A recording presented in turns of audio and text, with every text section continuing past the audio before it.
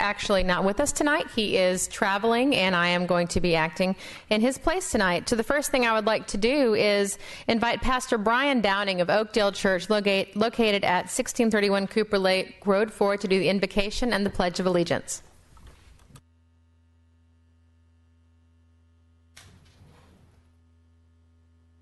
On behalf of the Oakdale Church and its members, I'd like to thank you for the invitation. Let's pray. God, we thank you for your love, for your graciousness, for your kindness towards us. We thank you for establishing leaders that speak into our lives and leaders that help govern our communities.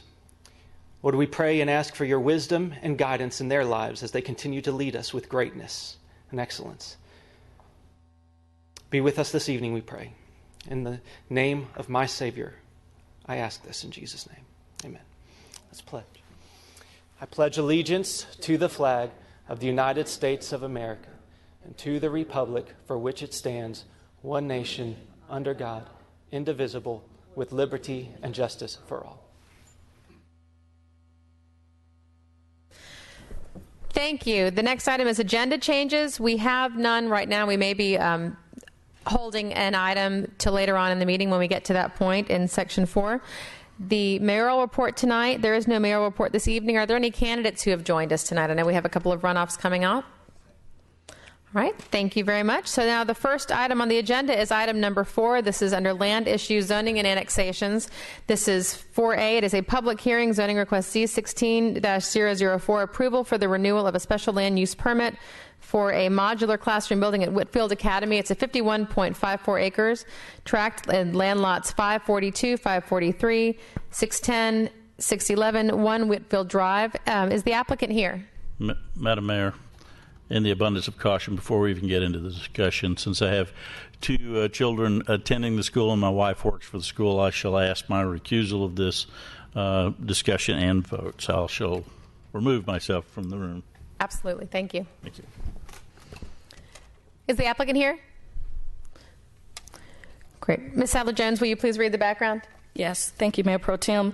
Whitfield Academy is a classical Christian school for grades K through 12. The school is requesting reapproval of the existing modular buildings used as classroom space in their lower campus. Whitfield Academy was initially approved for the use of the modular classroom building by the Mayor and Council on May 19, 2014. As part of the initial approval, a stipulation was placed on the use of the modular building, which allowed for them to be used for 24 months, and it required for the applicant to reapply should use of the building exceed the 24-month period. Rusty Martin, our senior planner with community development, is here to give the council a more detailed background on this particular item. All right, this is a public hearing, so if anyone is wanting to speak in opposition to or wants to make a public comment in favor of this item, will you please come forward now to be sworn in, and then we'll call on you to speak at the appropriate time. All right. And then this one I'd like to, Rusty Martin. You don't have to swear in the applicant. Yeah. The applicant is here. Mm-hmm. Yeah.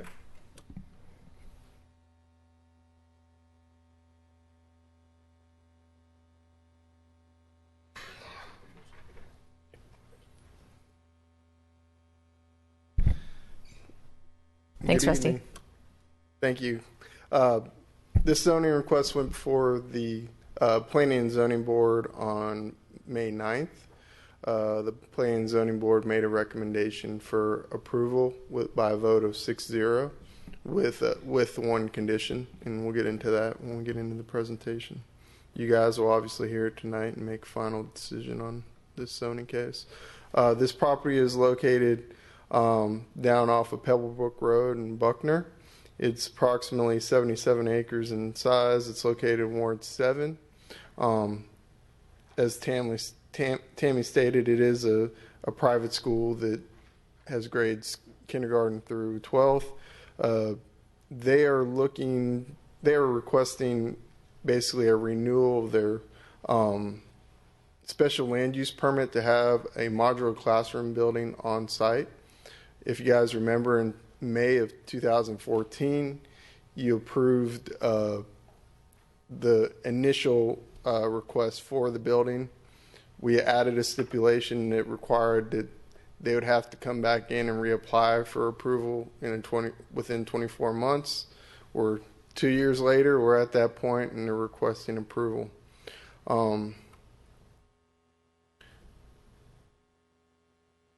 The building is located in this location shown on the site plan. Nothing has changed. It's still going to be located there. It's going to remain there. They're just merely asking for another 2-year extension on the request.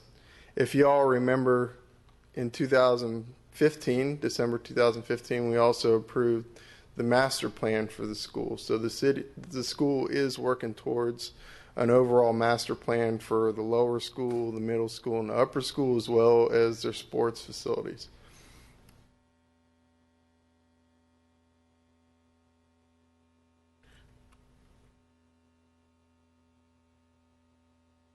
This is the proposed building as it is today. It's out there. It looks like a modular classroom building. It blends in with the other 5 buildings that are currently out there.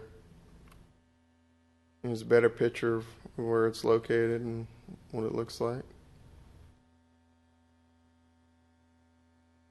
Community Development recommends approval of the requested extension with the following condition.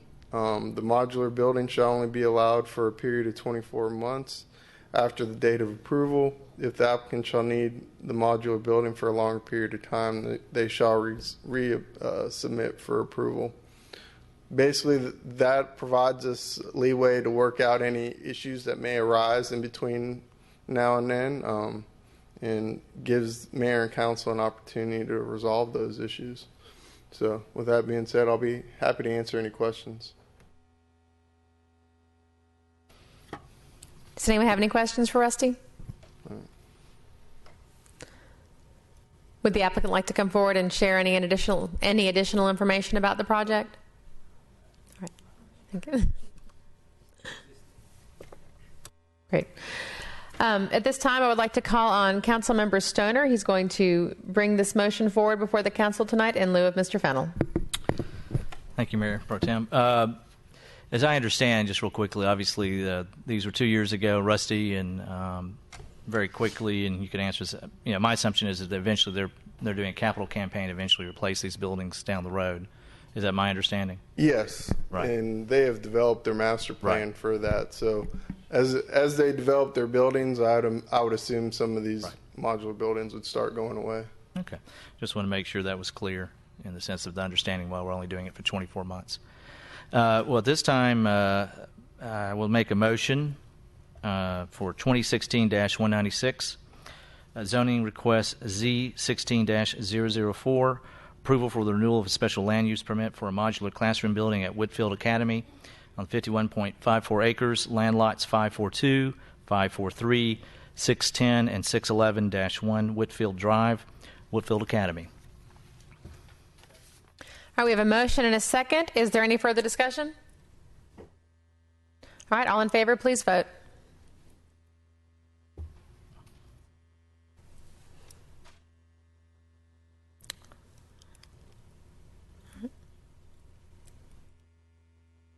We're good? All right, the motion is approved. 5 yeas and 0 nays. I am not voting because I'm acting as pro tem tonight. And we have 1 recusal. So the motion is passed.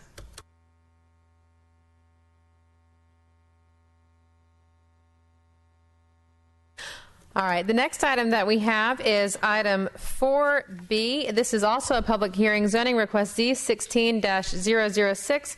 It is for approval of a zoning amendment to modify the currently approved site plan and building elevations from zoning case Z15-010. It is a 0.53 acre tract, land lot 488. It's 1068 Bank Street, and the applicant is Pritchard Brothers Incorporated. Has the applicant joined us tonight? Okay, this is the item that I mentioned earlier that I think we're going to hold because we have changed the meeting time recently from 7:30 to 7 o'clock. I'm concerned that the applicant may not be here yet, and I know that we have some questions for him and some things that we wanted to discuss with regards to this agenda item. So, Scott Cochran, if you will please guide me through the process of how we will hold this item for later in the meeting. Yeah, sure. We just would have a motion to hold the item to the end of the agenda. Okay. So move. Motion to hold the item till the end of the agenda. Sorry. Okay, so we have a motion. Do we have a second? It will be. We'll come back to the item. And what we'll likely, and I anticipate that we'll do this in between items, in between sections 8, which is the consent agenda, and 9, which is committee reports, or 10, which is show cause hearings. So we have a motion and a second. All in favor, please vote.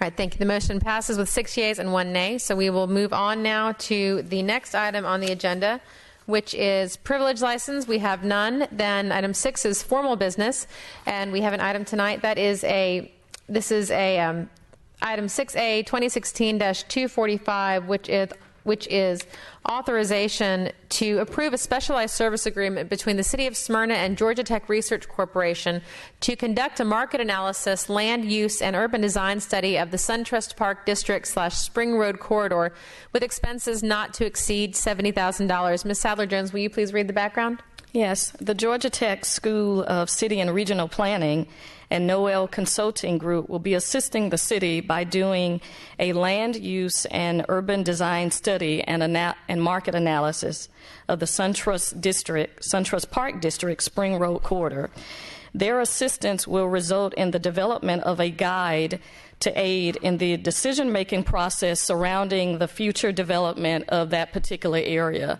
At this time, I'm going to ask Ken Sudreth, the Director of Community Development, to come forward to give you a more detailed information regarding this item. Thank you, Ms. Sadler-Jones. Thank you.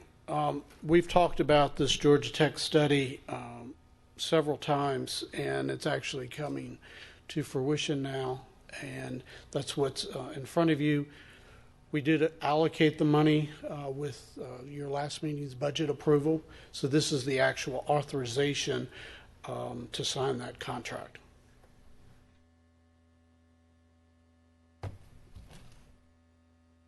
The participants in the study are going to be the City of Smyrna, the Georgia Tech School of City and Regional Planning, the Economic Development Research arm within the Enterprise Innovation Institute at Georgia Tech, as well as the Noel Consulting Group.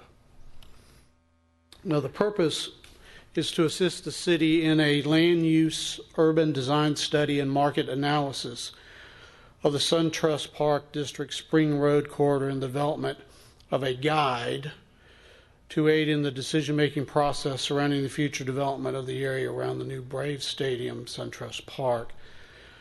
I've intentionally bolded several words in the purpose to emphasize the fact that this indeed is a land use, urban design, and market analysis. And the purpose is to give us a guide, ultimately, that I'll get into that in just a few more slides. Now, the scope, within the scope, the project's actually going to be divided into 3 major phases. The SunTrust Park District, which would be that area from South Cobb and Spring Road, basically up to Campbell Road on Spring Road, is the area that we've designated for them to look at. Then the Spring Road Corridor Gateway to Smyrna Land Use and Urban Design Studio will take a look at that same area from the land use and urban point of view. And then finally, the fiscal and economic impact analysis that the stadium and the mixed-use development known as the Battery will have on the city. So the deliverables associated with this are the following. Under the market analysis part, which is that first one that was referenced, is the creation of demand models that will incorporate all research information and provide estimates of demand potential by land use by 5-year increments over the next 10 years. That's a lot of sort of sophisticated wording, but what's bold there is really we will end up with demand models helping us determine what the potential for land use types would be. Then obviously they will provide us with maps, graphs, exhibits, etc. that will help convey all of that information. Within the Land Use and Urban Design Studio, we will end up with a report that can be considered a draft city comprehensive development plan amendment for the Spring Road corridor. Again, amendment is the key phrase in this section, whether it's one amendment or multiple amendments. Again, we were talking about doing an overlay district. This will help guide us, which is stated in the second bullet there about a guide for the context-sensitive transportation decision-making for the city. Remember, there is a direct relationship between land use and transportation. And this will help us, again, provide a guide on that. Under the third element of this, or the third phase, we have the fiscal and economic impact. Within that, we will use specific data, or they will use specific data about Smyrna's commuting patterns, tax digest, city budget, retail sales, etc., to customize the model for Smyrna and the direct economic activity from up to 3 studio scenarios will generate. They actually have a trademark modeling program that they use all over the state that they will customize with Smyrna's data. So that's what this sort of fancy paragraph means. And they will end up doing 3 scenarios for us to take a look at, which ultimately will give us, in addition to new local government revenues and expenditures being estimated by that model, it also estimate new household formation, new local income, and the number of new students anticipated. Again, it's that household formation and local income and students that's really the key there. So that's a quick summary. There's a lot more detail on the information that you have in front of you on that. The final frame here is the time frame. It actually would start in July, where the market analysis gets studied. They're telling us that it'd be that part would be finished by September of this year. That the land use study, again, being that it is a studio using graduate students. It'll start in August. They will prepare that first draft report for us to have in December of this year. They will then take whatever comments that we have. They will add those to that study in January and then have a final report in February. I mentioned to you previously it was by the end of the year, meaning that we will actually have a draft document by the end of the year. The final document on this part, if we have additional comments, they will add that and we will then get it back by February. The final piece, meaning the economic analysis, is really just a 2-month process that'll be incorporated during the same time frames of October and November of this year. So I hope I've given you a general outline of what this contract really is about.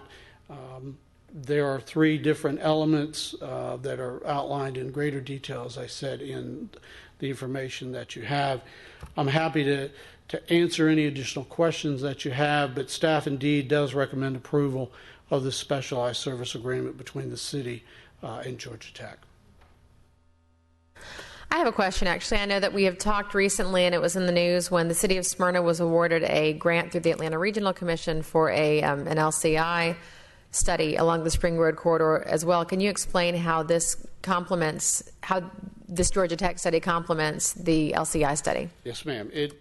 It's a great question. The LCI study is on the Spring Road corridor. It is a land use and transportation focused document. We're not going to be dealing with some of these specialized services of analysis that we talked about, the economic impact and so forth. And it's a much longer corridor study that goes from the intersection of South Cobb and Cobb Parkway and Spring Road all the way to Atlanta Road. So it takes in that whole strip of land, and that is primarily focused on the land use. Obviously, the Georgia Tech study will probably be finished prior to this larger LCI study, and we will coordinate between Georgia Tech and the consultants that we use with any additional information. The benefit of having the LCI and the Georgia Tech study is we get additional people and eyes looking at this whole situation that's been presented to us by the development of the stadium and the battery, and I think that's advantageous for us. So that's how they are the same but different at the same time. Thank you. Is there any other discussion about this? I know Mr. Stoner is going to be bringing this forward tonight. Does anyone else have any questions or any points that they would like to make? All right. Thank you, Ken. Appreciate your comments. And as chair of the Community Development Department, I think this is critical. This is something the city has done regularly over the years as we have looked at redevelopment and development as over the last quarter century. And it has served us well to basically make sure that we ask the right questions and make sure we have the right information so that both this body and staff and even our planning and zoning has that information to make decisions and understanding what the long-term impacts are. So at this time, I'm going to make a motion for 6A 2016-245, authorization to approve a specialized service agreement between the City of Smyrna and Georgia Tech Research Corporation to conduct a market analysis, land use, and urban design study of the SunTrust Park District Spring Road corridor with expenses not to exceed $70,000. All right, we have a motion and a second. Is there any further discussion? All right, all in favor, please vote. All right, the motion is passed 6-0 with one absence. Thank you very much. The next item on the agenda is commercial building permits, and there are none tonight. Item 8 is the consent agenda. Ms. Sadler-Jones, will you please read the consent agenda for council's approval? Yes, we have two items on the consent agenda. First item is approval of the June 6, 2016 minutes of the mayor and council meeting. And item B, approval to allow road closures for the 7th annual Spooktacular Chase for Vision Rehabilitation Services of Georgia, Incorporated, on Saturday, October 15th, 2016, 6 a.m. to 12 noon. Move approval of the consent agenda. Thank you, dears. Is there a second? All right, I have a motion and a second. Any further discussion? All right, everyone, please vote.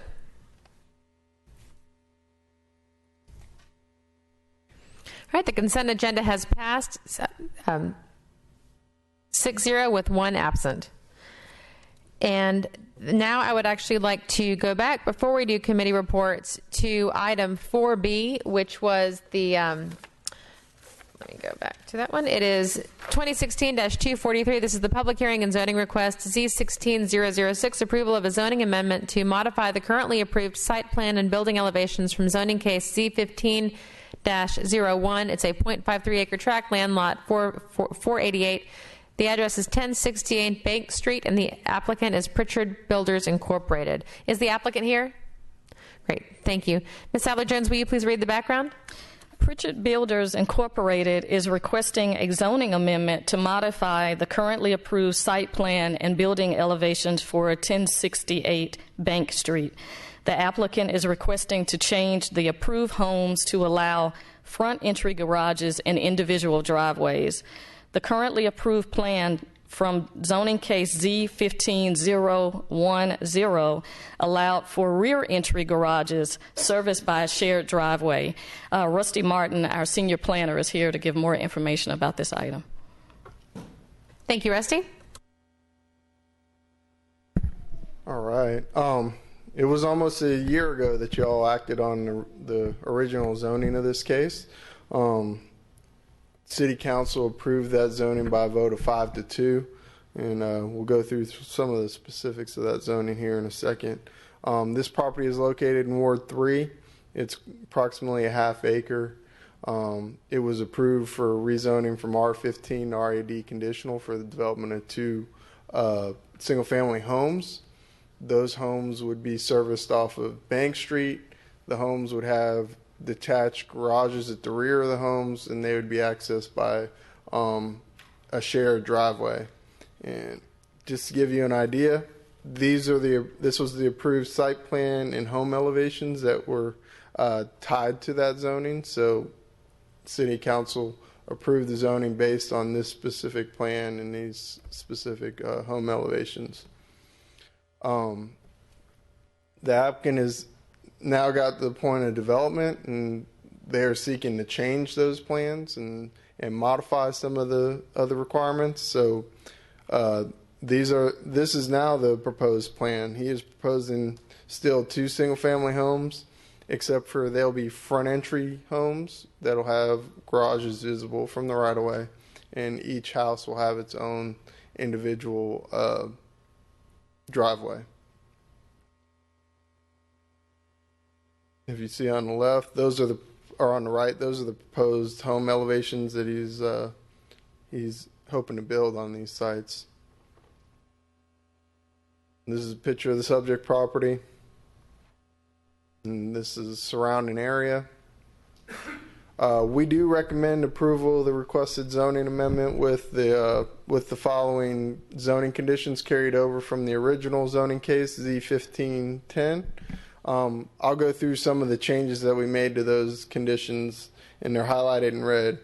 There are no changes to stipulations 1 through 4, no stipulation changes for 5 through 11. However, we did propose to eliminate stipulation number 15. Since there's no shared driveway, there's no need for a shared access agreement. Stipulation number 17. This is the stipulation that binds the zoning to the specific site plan. So we've updated the new site plan date that it was submitted and the company that developed that site plan. So we're reflecting the new proposed site plan. And then stipulation 18 was also amended to reflect the new elevations, and that is the stipulation that binds him to the specific elevations that he's shown. So with that, I'll be happy to answer any questions.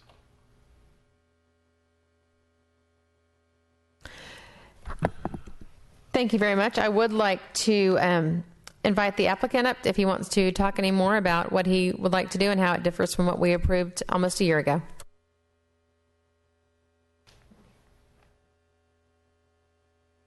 I'd also like to note this is a public hearing, so anybody who wants to speak in opposition to or wants to make public comment regarding this item, please come forward now to be sworn in, and then we will call on you to speak at the appropriate time.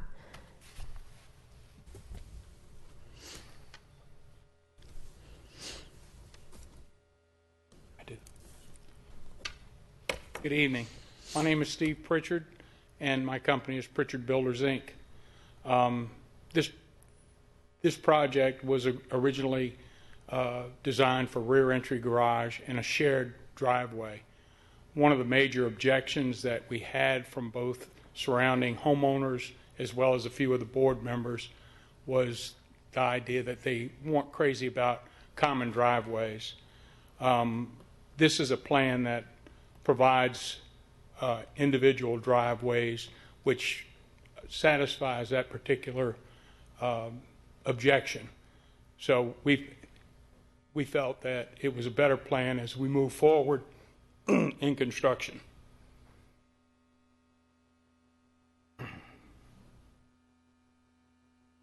Terry, speak.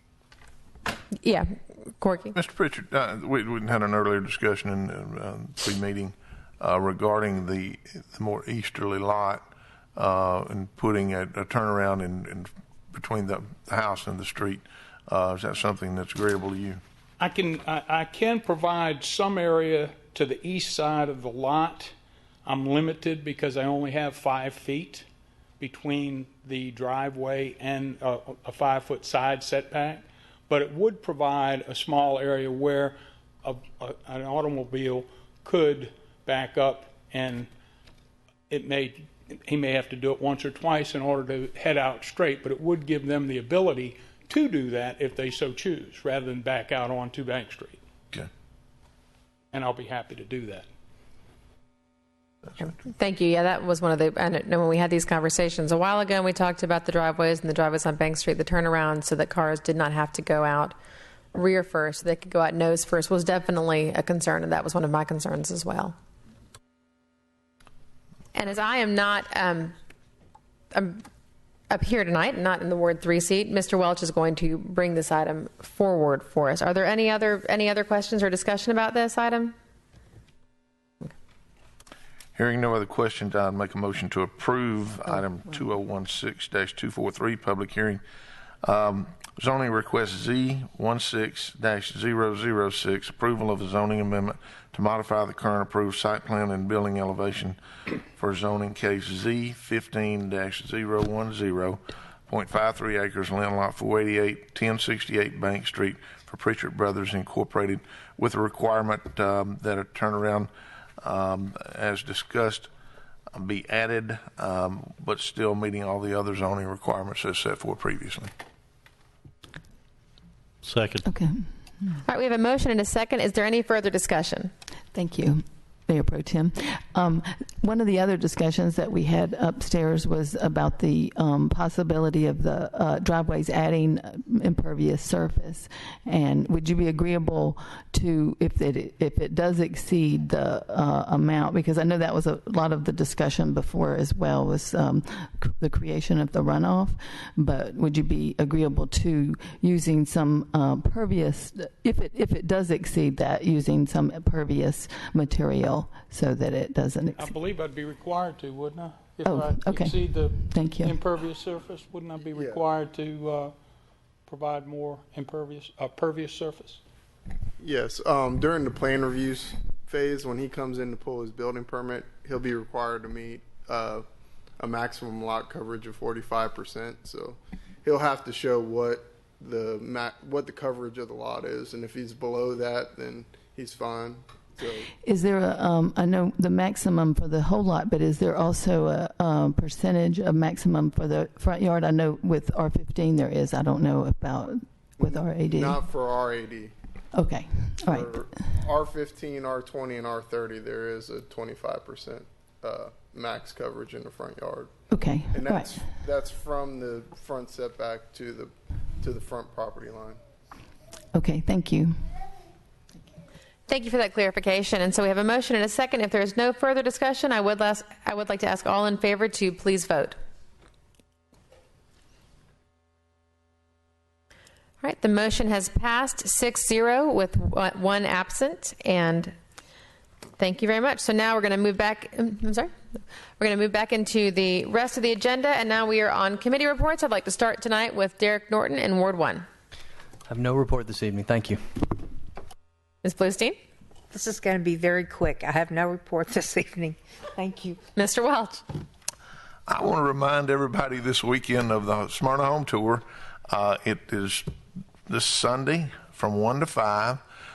You can get tickets at Vickery Hardware, Going Gear, Bird and Bee, and Neighbors Feed and Seed. Tickets are $12 in advance and $15 at the home tour.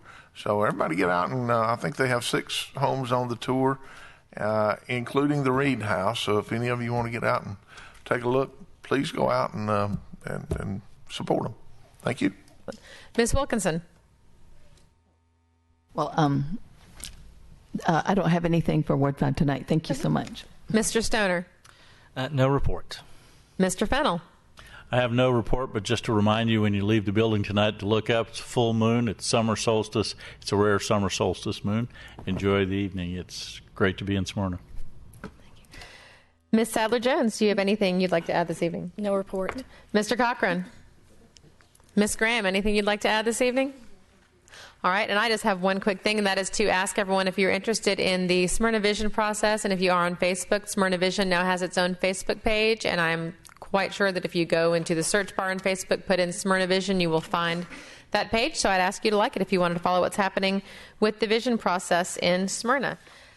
We are now moved on to show cause hearings. This is item 10. We have none.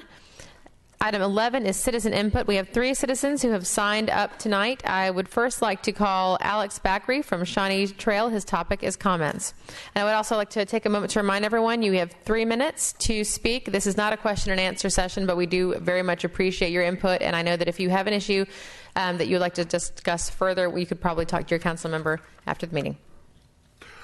I'd like to address a comment on last meeting when they were discussing the budget. A caption that I found very misleading was the item Smyrna schools. That is very misleading. They don't have Smyrna schools. They're supposed to be Cobb County schools, which are in Smyrna.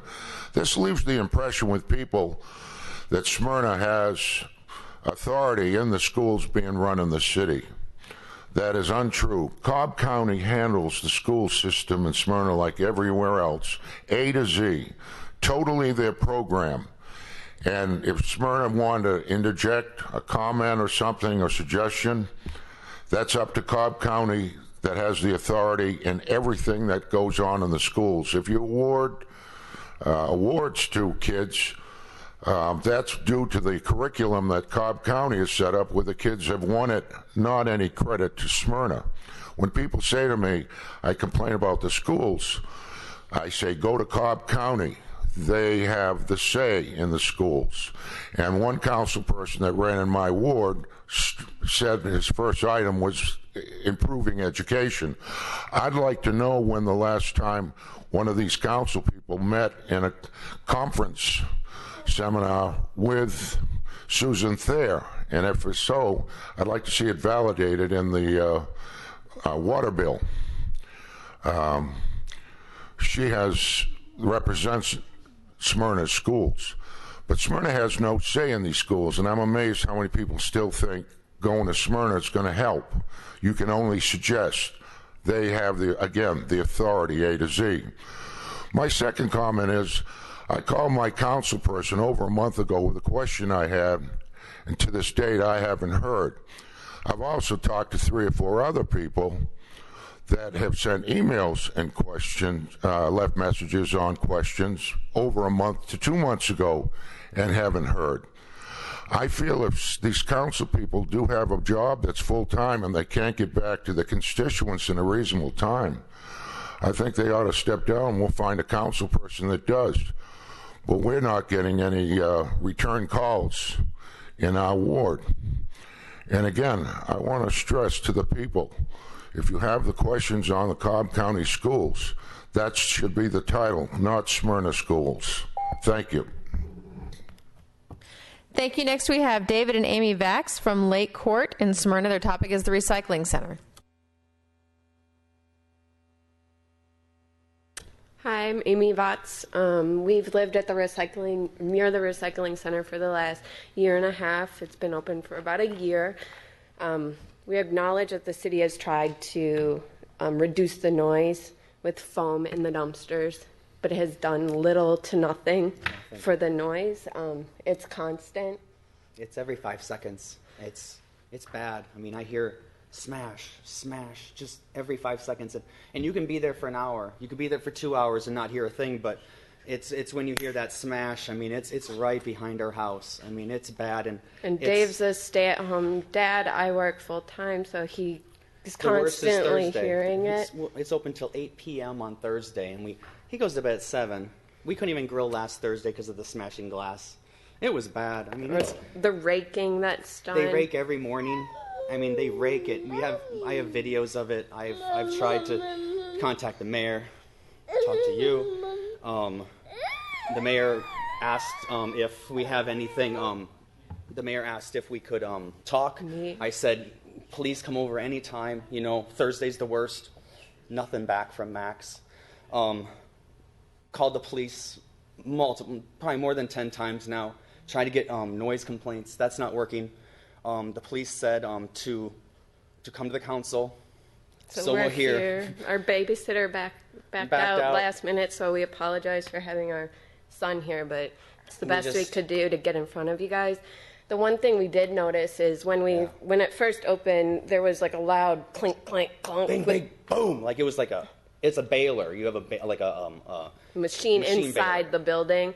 And you guys added foam into that building, and we really don't hear that noise ever anymore. So we really feel like enclosing the glass recycling little building, that little 30 by 20, building.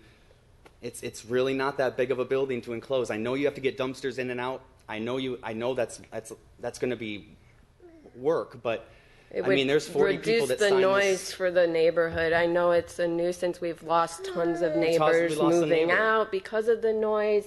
I miss everything. I miss the neighbors. I miss the land. We miss the recycling center. That's what Angela and Park said after they moved. It's just beyond frustrating. You have to think about, like, if you live there and you constantly hear glass breaking, it gets to your mental state. We're done.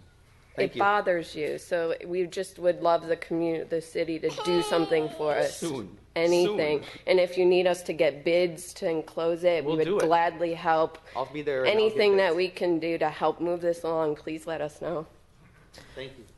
Thank you. The next person who would like to come forward is Cynthia Lauren. She lives on Overlook Cove Southeast, and her topic is comments. Thank you very much, Mayor Pro Tem.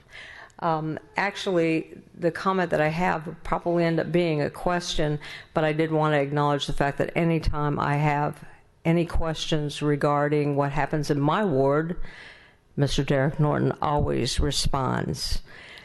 Sometimes it's a minute or two, sometimes it's an hour or two, but I imagine he has a life to conduct also. So I thank you for your response, Mr. Norton.